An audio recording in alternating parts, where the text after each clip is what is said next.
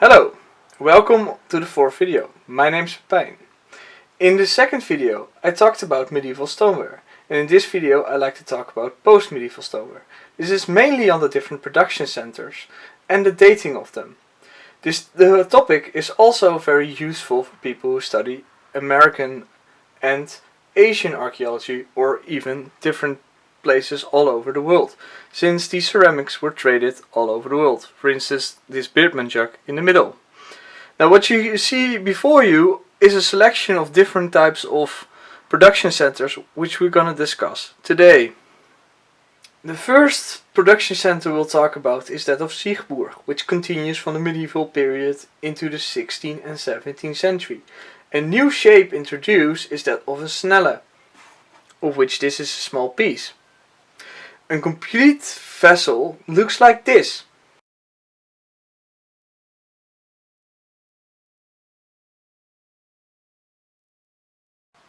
Now Siegburg still is usually white in color and can include glazes from the 15th century onwards.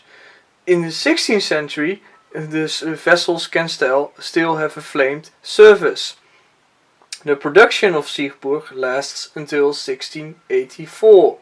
This is because the potter's area in the village of Siegburg is destroyed by the Swedish army. From the 15th century until the 17th century, Siegburg stoneware contains more relief decorations, like this one. I also will add some extra pictures of complete vessels, like these.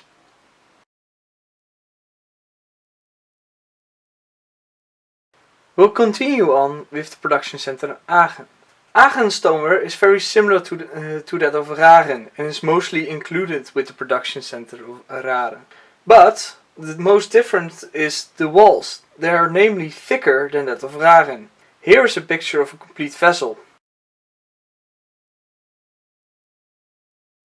This vessel is called a puntneuskruik, or pointed nose jar in English. They are basically also produced in Raren, and they date between the late 15th to early 16th century and are predecessors to the Beardman jug. We'll continue on with Raren. Raren stoneware dates from the 16th century until 1625. This is because during that time around Raren war was being fought in the region, which led to the potters moving away to the Westerwald region.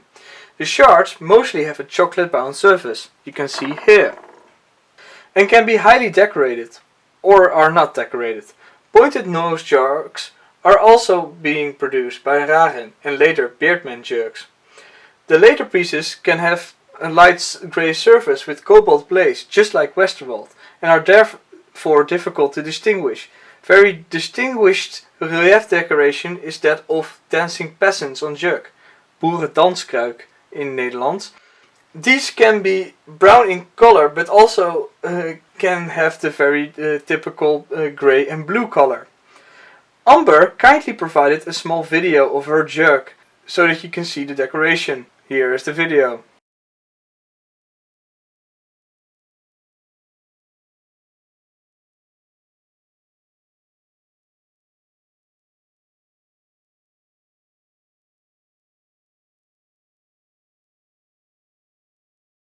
And here are some photos of complete vessels.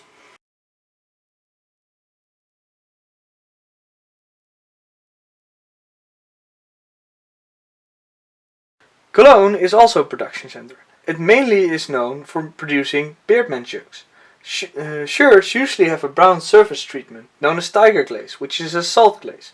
And the most distinct trait, which you can recognize it, are flora and leaf decorations on the Beardman's jug belly, of which this is a small piece, which allows one to distinguish it from Vreggen, which also contains a tiger glaze. Here are some complete examples, and note the leaf patterns on the belly.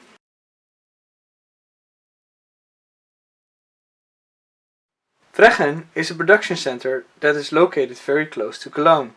They are very well known for their Beardman jugs. In English, these jugs are sometimes referred to as Bellarmine jug. Typical for Vreggen stoneware is their tiger glazed surface, produced by salt glaze.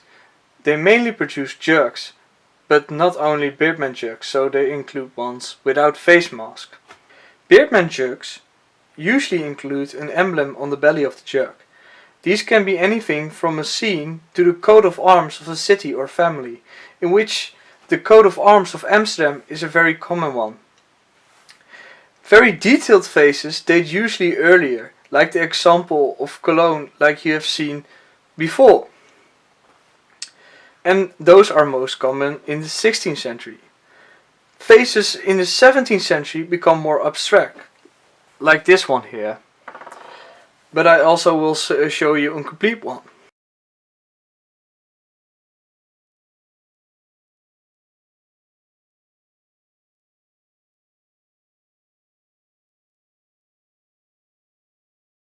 Very interesting to note about this one is when you turn it around, you can see that it sort of looks like there is a break in between here. And this sort of gives away how it's made. These faces are usually made in a mold and then later plopped onto the surface of the jug. Next production center is Westerwald. Early forms of Westerwald are very similar to Ragen, since the area from Ragen being ravaged by war. The potters moved to the area of Westerwald and continued there. It should be noted that Westerwald is more of a collective name of production centers in the area of Westerwald, which is a forested low mountain range. Main characteristics of Westerwald stoneware is the white or grey background with blue cobalt glaze that makes these decorations, like the examples in front of you. Sometimes this glaze can be purple. Common shapes are jugs and chamber pots. Early Westerwald pieces are highly decorative, with relief, and date to the later 16th to 18th century. These here are examples of that. And you can see this is a more purple glaze. Here are some examples of complete vessels from the 17th century. Here are some examples of complete vessels from the 18th centuries.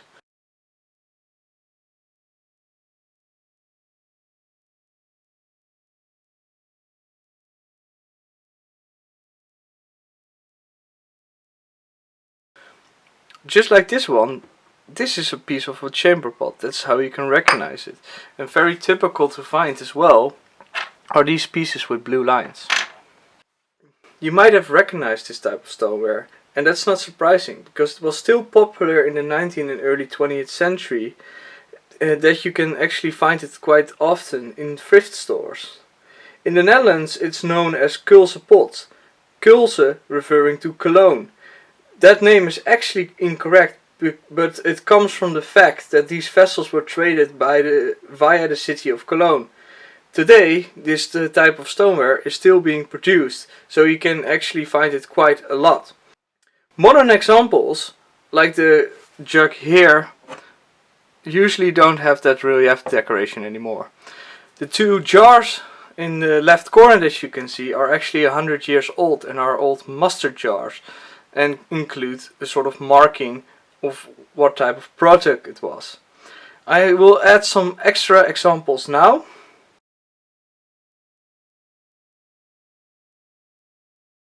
The last phase that you need to know about is that of industrial stoneware. Stoneware is no longer a luxury item. We're talking now mainly about the time between 1750 and 1900. And the production from England is now more important. Different shapes and lots of production centers are active. Main shapes are inkwells, chamber pots and medicine bottles. And these large mineral or liquor bottles you can see. America, for instance, has now his own factories and it makes lots of different shapes compared to European ones. But you will still recognize, because some of these shapes are very standardized among the different production centers.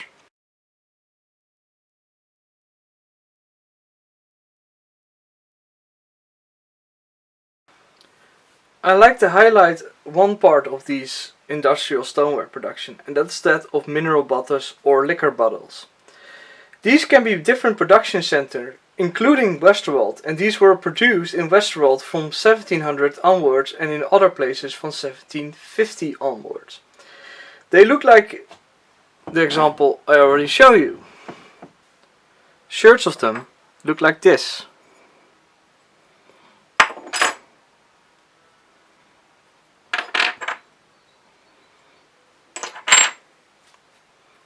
Stoneware bottles are still being produced and they're still used for liquors. Your parents might have a kruidenbitter or a herb spirit in English, which is a sort of Jägermeister-like drink.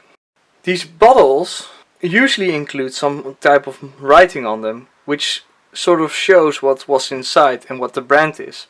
For instance, this one says Van Dulken, Weiland & Co. Distillery, Rotterdam. This was an old gin bottle. And here you have another one which says litre, which is French for liter. And here's something with Preuß, Holland. One fact that you need to know is the difference between machine-made and turned wheel ones. Turned wheels will have these ribbons on it. If you see this, it is a flat one, then they are later machine pressed mineral bottles that date after 1879. We'll end with some other stoneware objects, mainly marbles and spindle whorls. Spindle whorls are made from stoneware and can date from the late medieval period onwards. Marbles date from around 1500 onwards. They are impossible to date precisely. Here you can see some marble pieces. You can see that they form a spherical round shape. But sadly, I do not have a complete one of a marble. And I also don't have a spindle whorl. So here are a picture of a complete spindle whorl and a complete marble.